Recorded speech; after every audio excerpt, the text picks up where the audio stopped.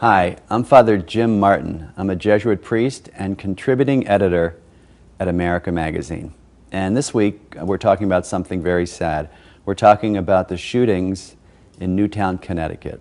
And first of all, on behalf of all the editors and the staff here at America Magazine, I'd like to extend our condolences to the families of the victims, to the friends of the victims, and everyone in Newtown, Connecticut. I assure you, we have been praying for you ever since we heard the news.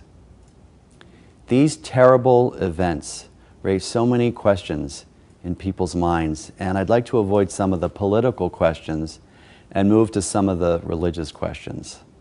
And the main religious question is why? How could a good God let something like this happen? It's a question that theologians refer to as the mystery of evil.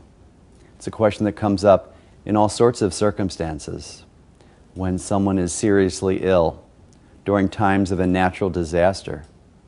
But it's particularly difficult for people to ask this question when it involves children, the suffering of innocent victims.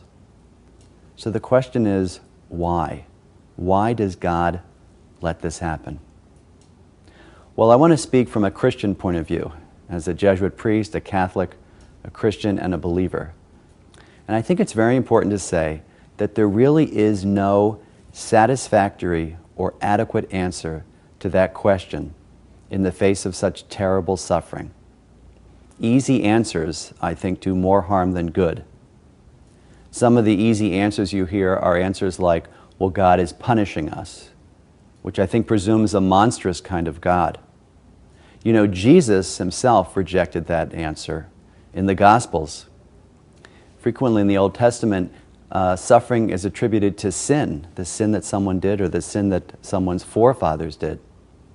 And once when Jesus came upon a blind man, someone said to him, "Lord, who sinned that this man was born blind?" And Jesus said, "No one sinned," and heals the man. So I think we have to reject that idea that God is punishing people and somehow inflicting pain on us. That's a monstrous God, and that's an image of God that I reject.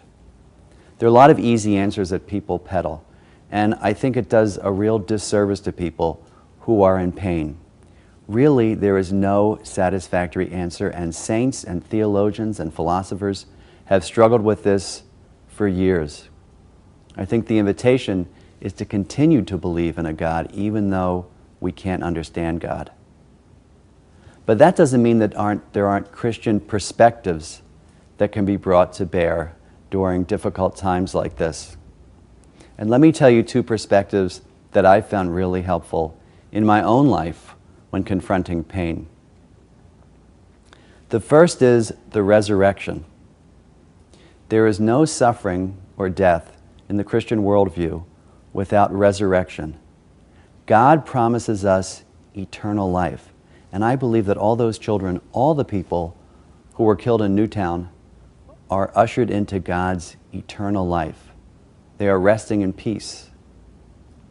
Now, that doesn't take away our sadness, and I don't think it's inappropriate at all to be sad or even angry at God. God can handle our sadness and our anger.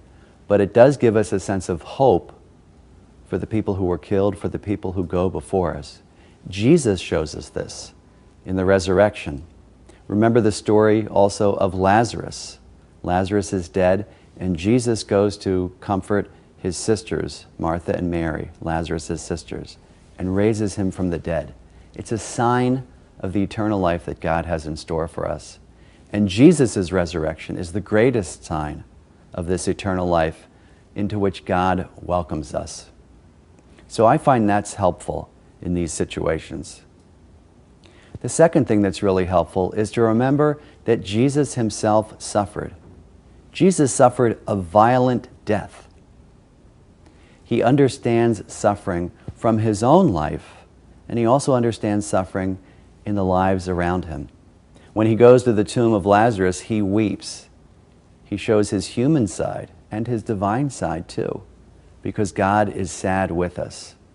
So I think it's really important to remember that we don't have a God who's far off, who's some sort of abstract theological concept or some philosophical construct, but we have a human God A God who, when he was on earth with us, suffered, understands suffering, understands physical pain, and understands the pain of others. That can help people feel closer to Jesus in prayer, because Jesus is with us, weeping with us. And really, I think those two perspectives are one. The God who weeps with us promises us all eternal life. And the God who promises us, all of us, eternal life, weeps with all of us too, and has compassion for us. So maybe those two perspectives might be helpful for you in dealing with these difficult questions. The question, the mystery of evil, which has no answer that we can find on this side of the grave. Eternal rest grant unto them, O Lord, and let perpetual light shine upon them. May their souls and the souls of all the faithful departed rest in peace. This is Father Jim Martin for America Magazine. God bless you.